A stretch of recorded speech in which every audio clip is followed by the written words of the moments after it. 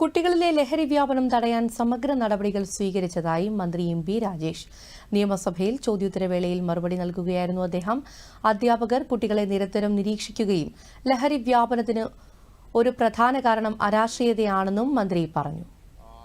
ഇക്കാര്യത്തിൽ ലഹരി ബോധവൽക്കരണ പരിപാടികളിൽ വളരെ ശ്രദ്ധയാണ് സർക്കാർ ചെലുത്തിയിട്ടുള്ളത്. ധാരാളം പദ്ധതികൾ അതിനായിട്ട് ആവിഷ്കരിച്ചിട്ടുണ്ട്. ഏതെങ്കിലും ഒരാഴ്ച മാറ്റിവെക്കുക എന്നതല്ല, തുടർച്ചയായി തന്നെ ഇത്തരത്തിലുള്ള പ്രവർത്തനങ്ങളാണ് സർക്കാർ നടത്തിക്കൊണ്ടിരിക്കുന്നത്. എല്ലാ സ്കൂൾ തലങ്ങളിലും ജാഗ്രതാ സമിതികൾ രൂപീകരിച്ചിട്ടുണ്ട്.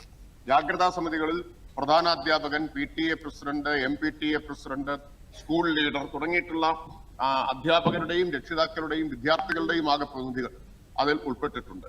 ആ ജാഗ്രതാ സമിതി യോഗങ്ങൾ ഈ വർഷം മുതൽ ഡിസംബർ കാസർഗോഡ് മുതൽ തിരുവനന്തപുരം വരെ ദേശീയപാത യാഥാർത്ഥ്യമാകുമെന്ന് മന്ത്രി മുഹമ്മദ് റിയാസ് നിയമസഭയിൽ പറഞ്ഞു.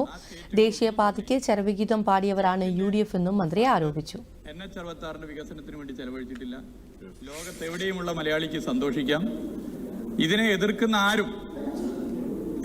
ആരും ഒരു തരത്തിലും ഈ നാട് ആഗ്രഹിക്കുന്ന സ്വപ്ന പദ്ധതി യാഥാർത്ഥ്യം ആകാൻ വേണ്ടി നാട് ആഗ്രഹിക്കുമ്പോൾ അതിനോടൊപ്പമല്ല നിൽക്കുന്നത്. അതുകൊണ്ട് ഇതിനെ എല്ലാവരും ഒരുപോലെ പിന്തുണക്കേണ്ടതാണ്. ഇതിനെ ആരെങ്കിലും എതിർക്കുന്നുണ്ടെങ്കിൽ അത് വ്യക്തിയായിക്കൊള്ളട്ടെ, രാഷ്ട്രീയ പ്രസ്ഥാനങ്ങളായിക്കൊള്ളട്ടെ, അതൊരു രാഷ്ട്രീയ ആത്മഹത്യ ആയിരിക്കും എന്ന കാര്യത്തിൽ ഒരു സംശയമില്ല. 2025 ഡിസംബറിൽ ലോകത്തെവിടെയുമുള്ള മലയാളിയുടെ ചിരകാല സ്വപ്നമായ കാസർഗോഡ് മുതൽ തിരുവനന്തപുരം വരെയുള്ള 45 മീറ്റർ 6 വരി യാഥാർത്ഥ്യമാക്കാനാകുമെന്നുള്ള സന്തോഷ വിവരം ഈ സഭയെ അറിയിക്കാൻ ഞാൻ ആഗ്രഹിക്കുന്നു.